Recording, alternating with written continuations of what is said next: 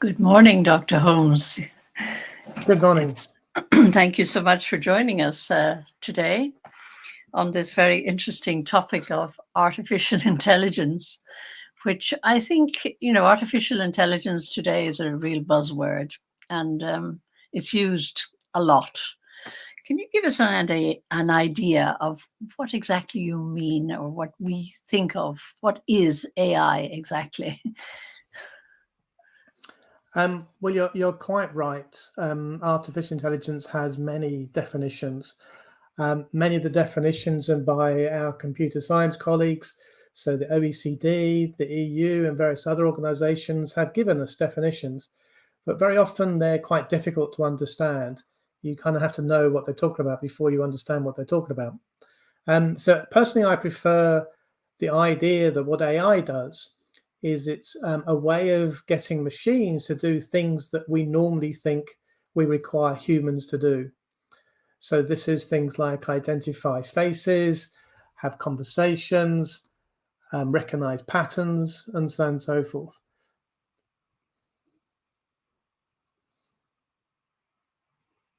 Just unmute myself. The whole idea of AI, then, in terms of education, it's been sort of held up as something that can really transform education, that can support teachers, can certainly support learners. How do you see AI fitting into education in general?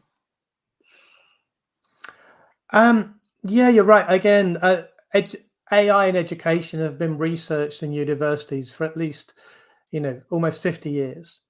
But it's only recently, like maybe the past 10 years or so, that this research has escaped from the laboratory and has now become many, many commercial products around the world. The core part is the idea that we can use AI to play the role of a personal tutor. So we've known for a long time the idea that a student who has an individual tuition performs more effectively than a student who is part of a class, part of a group. So the ambition of the computer scientists have been, how do we replicate a human tutor in computer form? Now, the problem with this is that you can't. So what these tools do is they replicate a very small part of what a human tutor can do, but they're quite exciting. They're quite sexy. And so people get very excited about their potential. Now, often when I talk, people think that I'm being a bit negative about what the AI tools can do in classrooms. The reality is that we have no or almost no independent evaluations of what these tools can do. And what they can do, we only know from the marketing. And at best, they only work in very limited areas, such as mathematics or physics, subjects that are very clearly delineated. Now, the problem with that is that what we're saying with these tools is that they effectively are better than teachers. Because if they're not better than teachers, why would we use them? What would be the point? But as I say, there's no evidence that they are. They also bring up the idea, the classic idea of personalized learning. With the AI tool, we get personalized learning. And the metaphor that was introduced by one of the AI and education companies was the idea of the Uber taxi. And I love it as a metaphor, but they didn't go far enough. So the idea is that in a conventional classroom, be it with children or adult learners, everybody is on the same school bus together. They're going at the same pace, the same direction, the same route, and they end up at the same destination. But, says this company, what they provide is effectively an Uber taxi for every individual student. So they have their own personalized journey. But that's as far as they went with the metaphor. I take it to the next step and question something. I don't know about you, but when I get an Uber taxi, it's not because I want to go my own personal route. It's because I wanted to take it to my own personalized destination. But the problem is that all of the existing AI and education tools, they might take you through your own personalized route, your personalized pathway, but they take everybody to the same destination. Now, for me, that's a very poor way of thinking about personalization. I'm not interested in the routes. I'm interested in what our learners, be they children, be they adults, what they can achieve as individuals, how they can self-actualize. And so the so-called personalization tools, they don't do that at all. Okay, we have one already a comment in our discussion from Dora, where she says, AI will effectively enable us to learn anywhere, anytime, at our pace, and respecting each one of us learning best.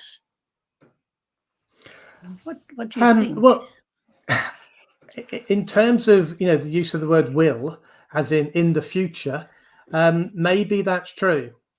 My point is not that it won't in the future, but that it doesn't today. Okay. I can identify, say, 30 different multi-million-dollar companies who are delivering AI in education tools today, and they simply do not enable us to learn anywhere, anytime, at our own pace and respect the way that we each individually learn. That's just not the case. The first part, learn anywhere, anytime, well, we don't need AI for that.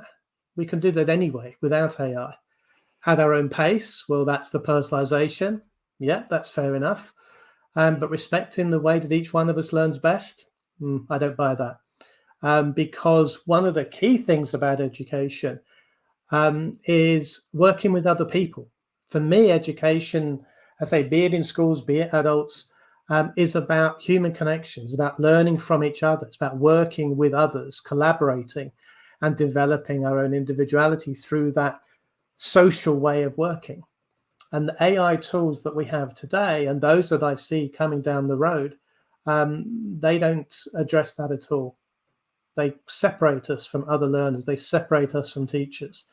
And in that way, for me, they completely undermine what education can achieve. And they certainly don't address the way that each of us individually learn. If you prefer to use a book, well, the AI can't cope with that because that's not electronic. If you prefer to engage in project-based learning, again, the AI can't cope with that. If you prefer to collaborate with colleagues, again, the AI can't work with that. So it's an incredibly narrow part of education that these tools might address, but no more than that at the moment. But what will happen in the future in 10 years' time, I'm not going to try to guess. Yeah, I guess maybe what causes the confusion is there's been a great move, particularly in the last year, to sort of all sorts of online learning. And I think online learning of itself does not necessarily involve AI, but does provide the personalized any place, anytime, the ubiquitous kind of scenario. But AI is not necessarily behind online learning. Would I be right in thinking that? That's correct. I mean, mostly we use what are called learning management systems, or we use tools like Zoom or Teams, and they all do have now AI tools in the background, such as its ability to transcribe what's being said automatically, which can be very powerful, but it doesn't impact on the ways that teaching and learning takes place. Those tools, those communication tools, are still very much a teacher delivering information to the student. And during the pandemic, that was fundamentally important. But we're not, hopefully we're moving out of the pandemic phase now. And schools and education institutions are social places where we can work together.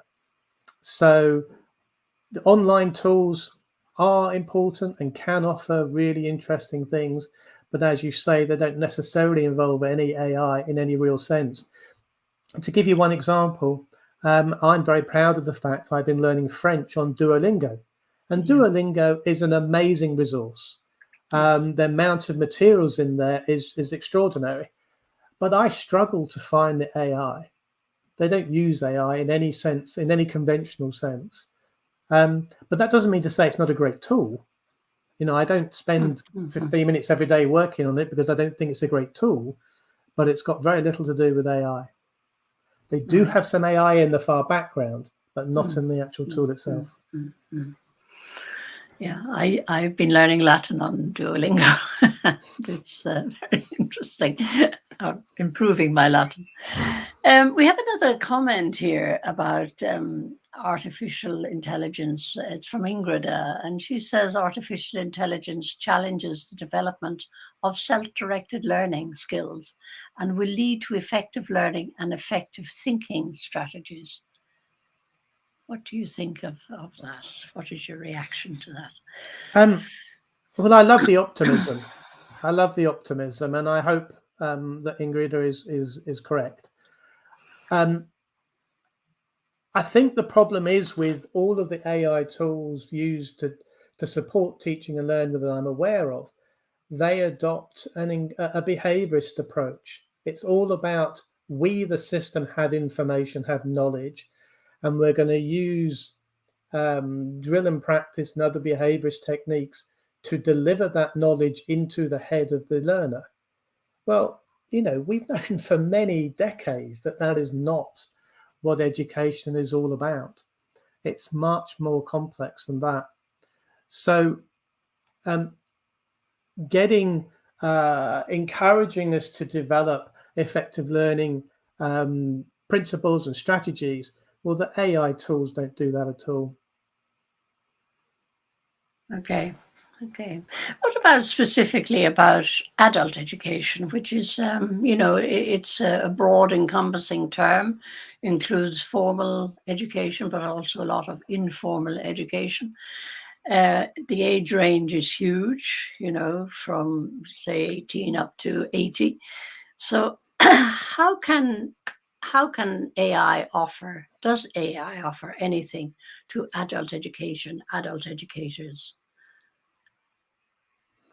I think the reality is that the AI development community, so both the researchers but also the commercial companies, adult education has not been a focus. That's just the reality.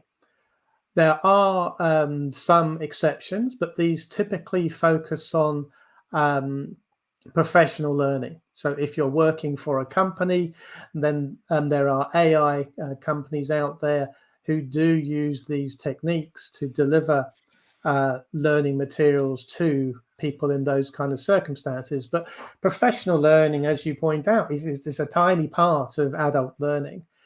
The other area which might be of good use to adult learners are for those learners who need basic skills in numeracy in particular, because there are a large number of available online tools that can be used, and that when you don't have access to a classroom, they can definitely be useful.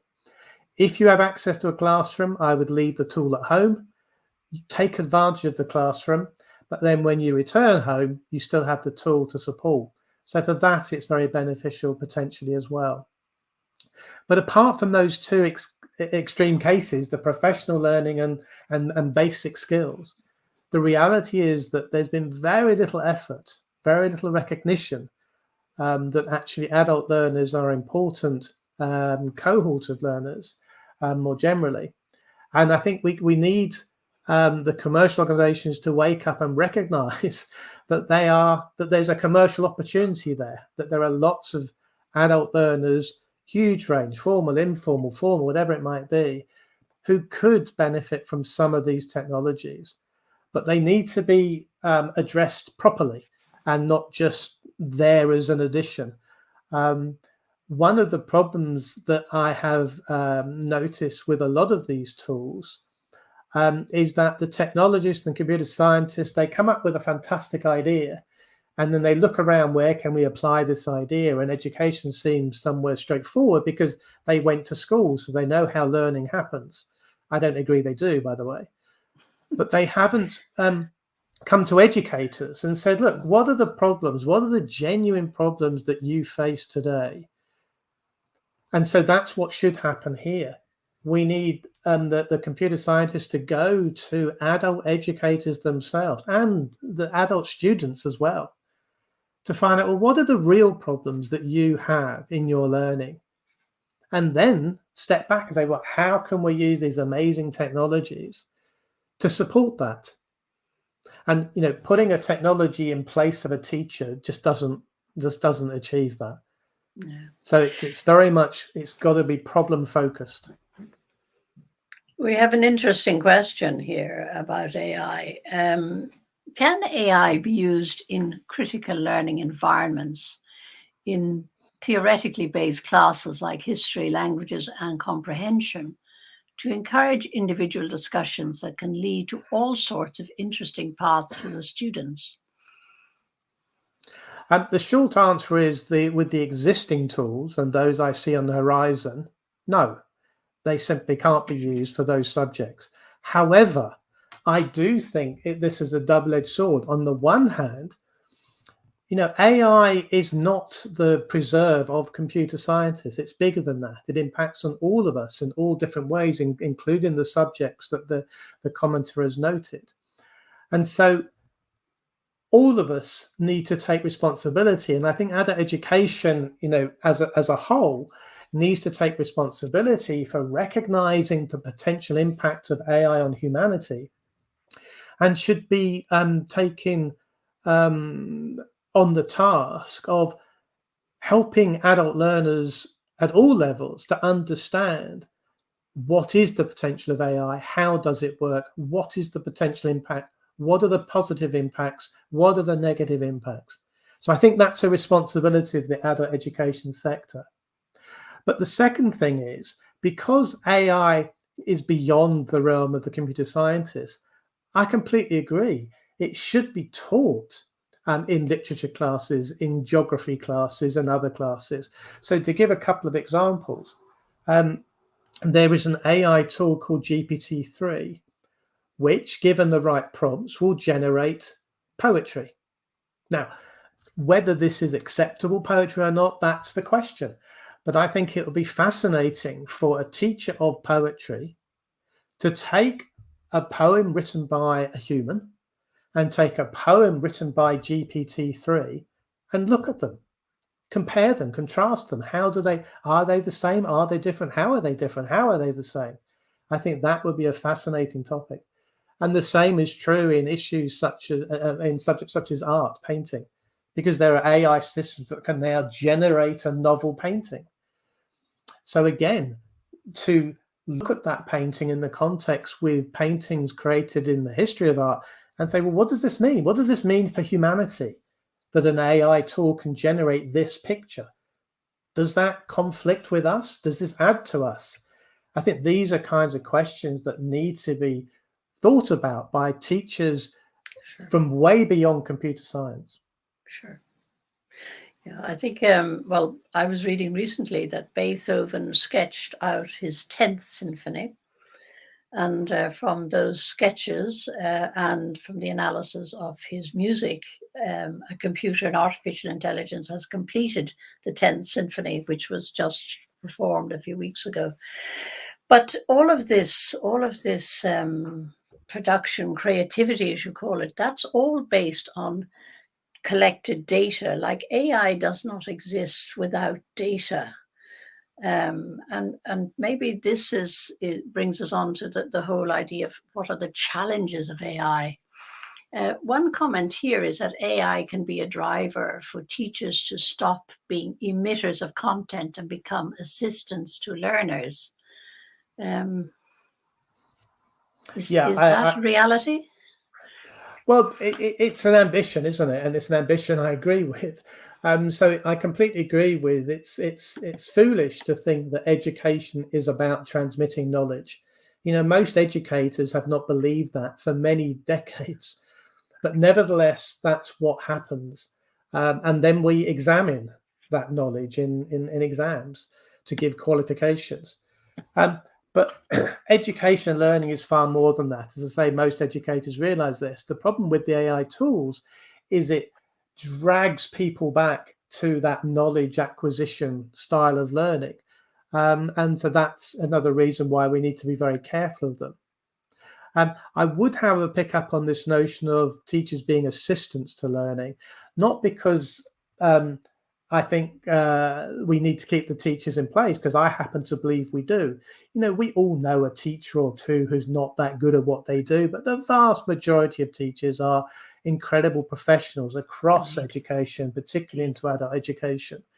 And what we need to do is recognize and value and support what teachers bring to the party. And sure, an AI system is much faster at retrieving knowledge. So why do we want teachers to do that? But I think limiting teachers to being assistants, I think, is perhaps it's probably just in the translation, to be fair. For me, I think it's about a productive partnership between teacher and learner, and it's the coming together that can make things really exciting. For me, I teach at University College London, and I love my teaching.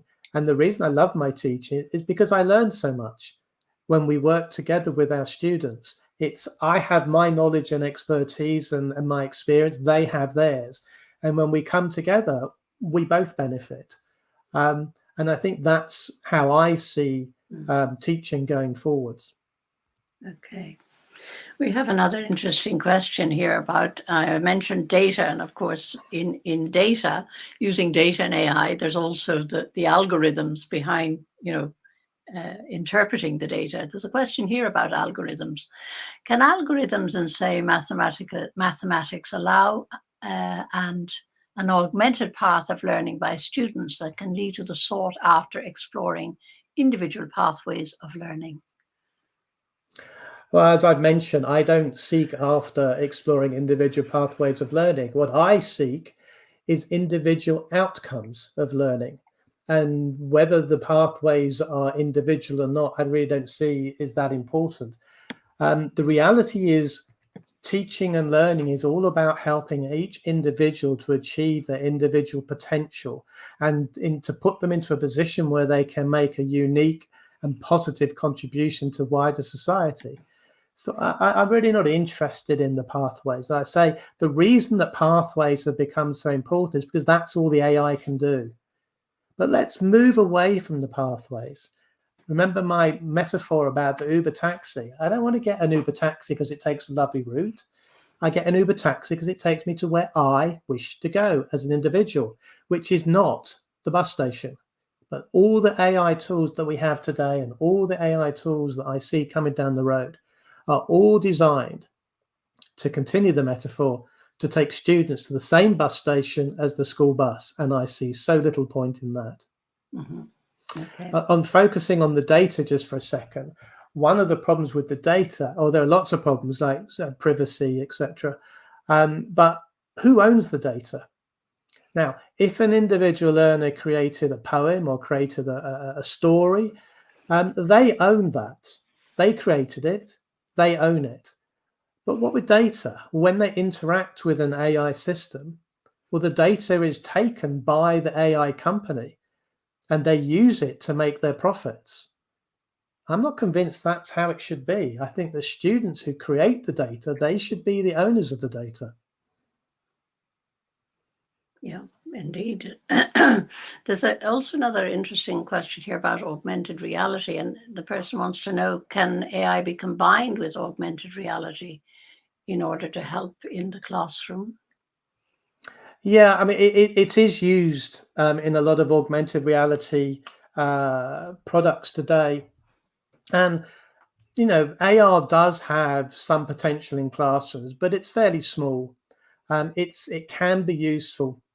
For example, there are some books when you use your mobile phone, you point to the page of the book and the book comes to life in some way. So a 2D drawing of the heart becomes a 3D model of the heart that you can explore. And to achieve that, there is AI in there. But it's although interesting, it's pretty limited. It is used, I think, a little bit in vocational training, maybe for car mechanics or people like of that nature who have to put components into certain areas. Yeah, you're absolutely right, and that is a very powerful use, where you can actually, as you look at the engine that you're trying to fix, it can superimpose over that arrows that point to the important bits and information about what you should be doing. And in that context, yes, you're quite right. That's very powerful, and that does require AI in the background to make that work. Okay. We have an interesting question here about educational systems. Why don't education systems invest in adjusting qualifications to the needs of the labour market or defining educational supply with the support of AI?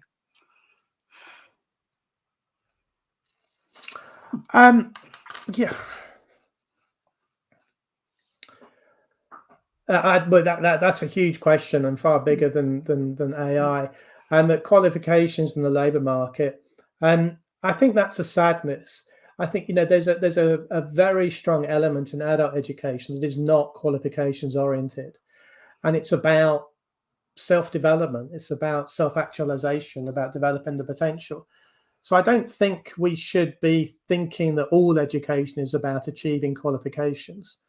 There are tools. I mentioned in the article, there's a tool out of Finland called Head AI that is used to look at advertisements for jobs, and then it converts that into information for universities and other adult education providers to say, did you realize that a lot of people are asking for this skill at the moment? So why don't you think about offering that skill in a course?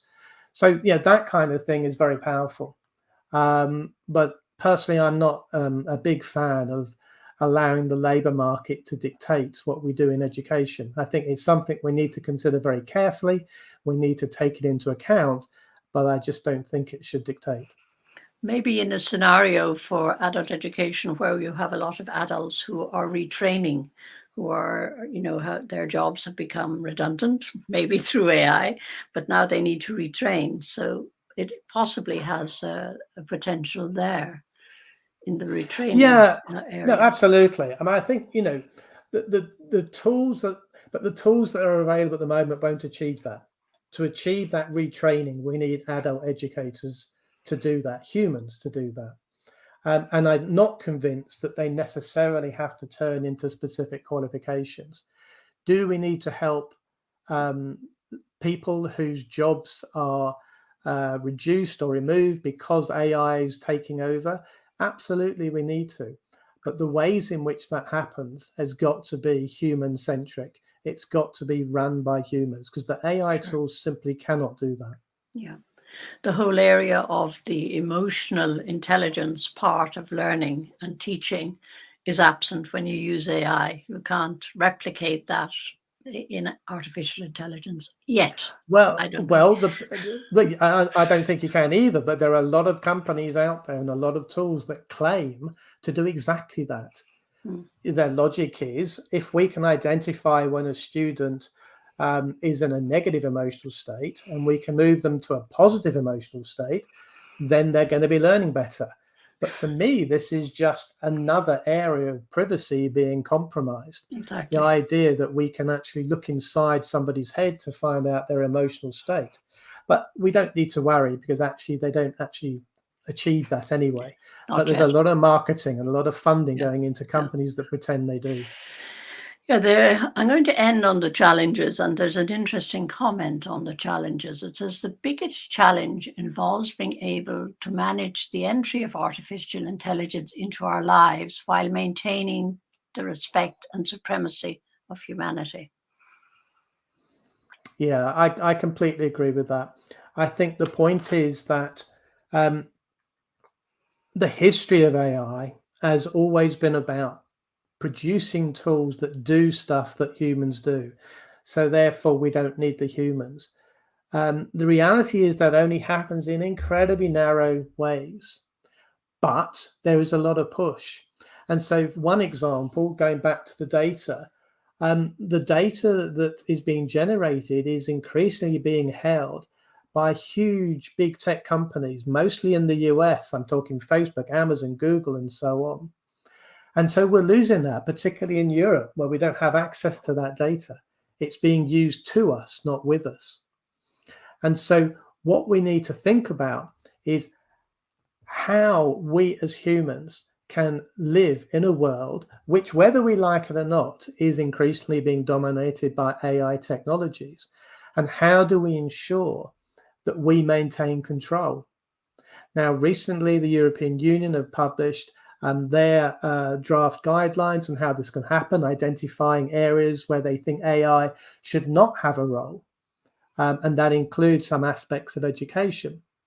But I have to say, it's based on school-age learners, not adult learners. And just in the past couple of days, UNESCO have agreed their principles of ethical AI. So a lot of work is being done here, and we need more. But when we think about these things in the general, that doesn't really help. What we need to think about is these things in the practice and how they actually apply. So yes, we need to have the ethical principles of AI in general, but what does this mean when we put AI into an adult education setting? What are the implications? We've mentioned some of them: privacy, data, personalization, choice of pedagogy. So we need to translate those, and we need to think about them more carefully. But also, as I said earlier, I think it's really important that adult educators more broadly take this on board as a project, as something that's important for them, because it's important for all citizens of any age. And it's adult education that has this opportunity to work with their students to think about, what does this mean? What does this mean for humanity? How do we ensure that we as citizens of Europe, citizens of the world, retain our control and don't allow the systems to take over? Yeah. That's our biggest challenge. I think a degree of awareness of what AI is and how it works, and what information is being gathered about us all the time is hugely important, particularly with all ages, not just with young children, but all ages, particularly maybe older adults who are unaware of some of the implications of this world. So I think there's a responsibility for adult educators there also to keep their students informed of the possibilities. I'm going to leave it there, Dr. Holmes. Thank you so much. You're going to be with us, I know, online for the rest of the day. And we are going to switch now to the online discussion. I think it will be a very interesting discussion. And I will be back here with you towards the end of the day at around 3:30, where we can pick up and summarize what we've been talking about during the day. So thank you very much for your participation this morning. Yeah, it's been a pleasure.